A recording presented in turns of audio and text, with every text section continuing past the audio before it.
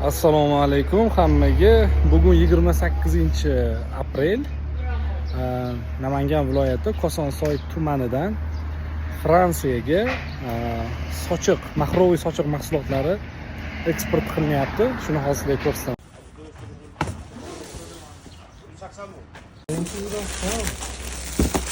Shu mahsulotlar Fransiyaga ketadi mana. Kosonsoyda joylashgan Safotex Prom korxonasi sochiq mahsulotlarini asosan ishlab chiqarishadi va SNG davlatlarga eksport qilishardi. Hozirda Fransiya va Germaniyaga eksportni boshlab yuborishdi. Hozir boshlanishiga 6-7 tonnadan boshlashibdi. Bundan buyog'iga ob'yomlarni ko'tarib, boshqa Yevropaning boshqa mamlakatlariga ham eksportni yo'lga qo'yishni rejalashtirishgan.